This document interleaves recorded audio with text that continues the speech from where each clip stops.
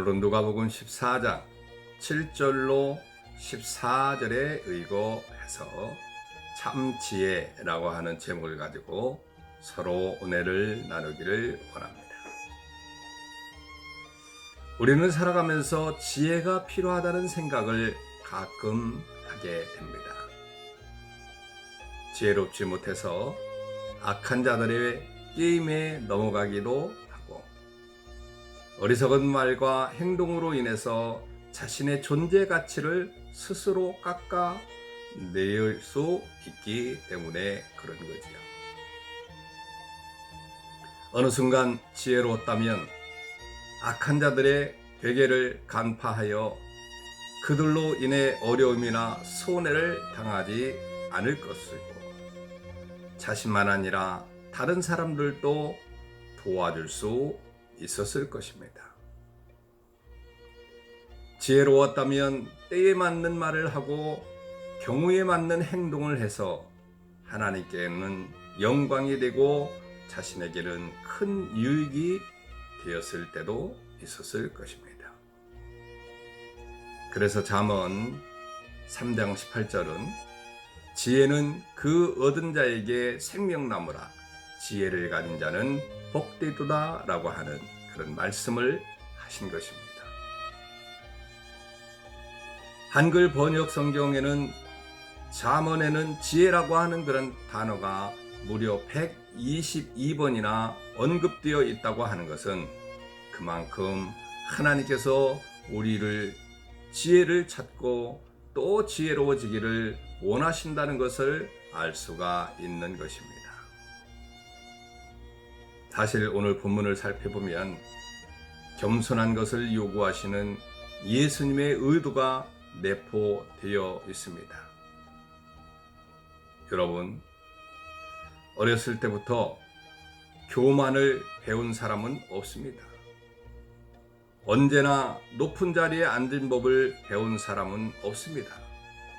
그렇게 배우지 아니하고 오히려 겸손하라고 배우게 되는 거지요.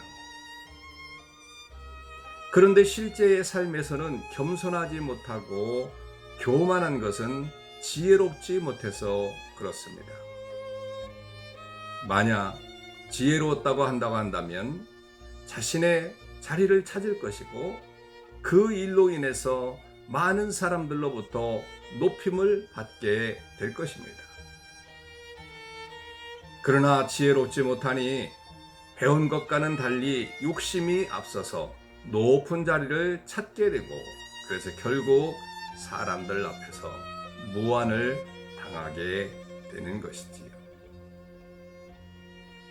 오늘 말씀을 겸손이라고 하는 주제와 함께 지혜를 떠올리며 살펴보기를 원합니다. 첫째, 상자를 택한 자들은 어리석은 자들이다 라고 하는 거죠. 예수님은 혼인잔치에 청함을 받은 사람들 중에 상자를 택한 사람을 보고 너는 상자에 앉지 말라라고 그렇게 말씀을 하셨어요. 물론 여기서 너라고 하는 것은 저와 여러분들을 포함한 예수님을 따르는 모든 제자들을 의미합니다. 그런데 왜 상자에 앉지 말라고 하셨습니까? 나보다 더 높은 사람이 청함을 받는 경우가 있기 때문이죠. 당시에는 음식상에 앉은 순서가 손님들의 신분에 따라 정해져 있었기 때문에 만약 내가 상자에 앉아 있었는데 나보다 더 높은 사람이 오면 그 자리를 내어 주어야 합니다. 그렇다고 이미 앉아 있는 사람들 모두를 일으켜서 한 자리씩 옆으로 밀릴 수 있겠습니까? 그냥 혼자 부끄러움을 무릅쓰고 말석으로 가야 합니다. 서로 모두를 일으켜서 한 자리씩 옆으로 밀렸다고 합시다. 보통 신분이 높은 사람들은 대개 가장 나중에 도착하곤 하는데, 그렇게 되면 또다시 자리를 내어 주어야 합니다. 얼마나 부끄러운 일입니까? 당시 상자에 앉아서 섬김받기를 좋아하는 바리새인들의 교만을 나타내는 말씀이지만 이러한 행동은 교만이면서 동시에 어리석은 행동입니다. 지혜롭다면 결코 그렇게 행동하지 않았을 것입니다. 잠언 25장 6절로 7절은 이렇게 말씀합니다. 왕 앞에서 스스로 높은 채 말며 대인들의 자리에 서지 말라. 이는 사람이 내게 이리로 올라오라고 말하는 것이 내 눈에 보이는 귀인 앞에서 저리로 내려가 말하는 것보다 나음이라 라고 하는 그런 말씀을 주셨어요. 예수님처럼 처음부터 말석에 앉아 있는 것이 겸손이자 지혜로운 행동이라고 하는 것이죠. 그렇게 되면 청한자가 와서 올라앉으라고 말할 것이고 그렇게 되면 함께 앉은 모든 사람 앞에 영광이 될 것입니다. 교만하여 자기를 높이는 자는 낮아질 것이고 겸손하여 자기를 높이는 자는 높아질 것입니다. 이 지혜가 저와 여러분들에게 있기를 주님의 이름으로 축원합니다. 둘째, 예수님은 가난한 자들을 청하는 것이 지혜라고 말씀하셨습니다. 많은 부모들은 자녀들에게 공부 잘하고 깨끗한 옷을 입고 다니는 소위 모범생들 하고만 잘 어울려라 라고 하는 그런 말씀을 가르침을 주죠. 그렇게 배우며 자란 사람들은 나중에 잔치를 벌일 때 부한 사람, 신분이 높은 사람만 청하게 됩니다.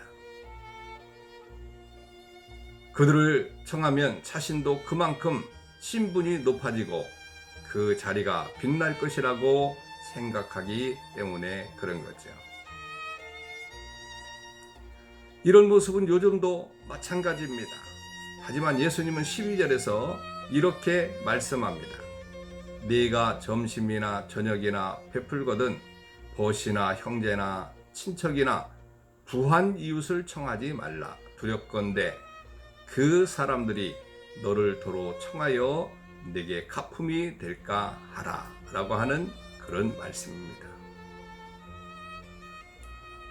그들과 식사함으로 기분이 좋을 수는 있겠습니다마는 그것이 과소비가 되는 것만 아니라 내가 최대한 대접한 것이 그들에게는 별로일 수도 있다는 것입니다.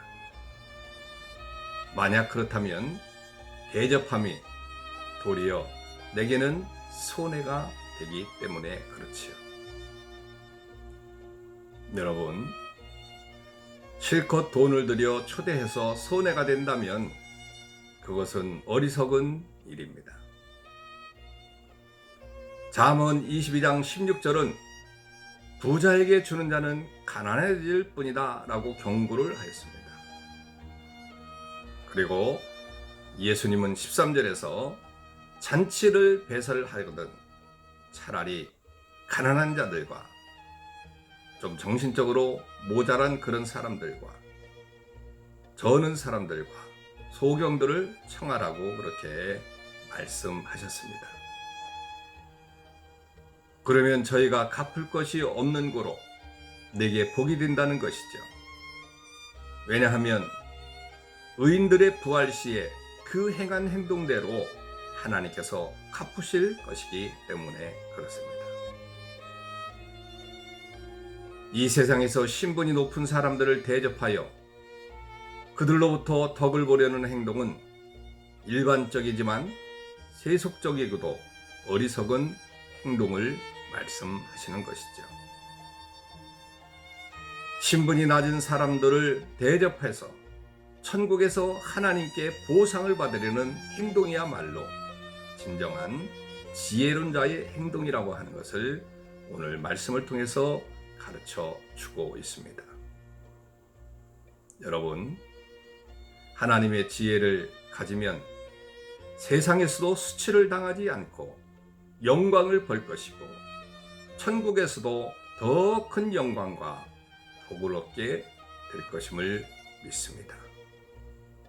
그래서 오늘 이 아침에 우리가 기도할 때에 하나님 지혜롭게 이 세상을 살아갈 수 있도록 해달라고 기도하시고, 물론 코로나19와 그리고 무더운 여름철 건강을 위해서 기도하시고, 또 태풍이 내일 모레 북상한다고 하는데 하나님께서 동해안 밖으로 멀리 이제 그 길을 열어달라고 기도하시는 오늘 아침 되시길 바랍니다. 샬롬. 주 안에서 행복한 하루 되십시오.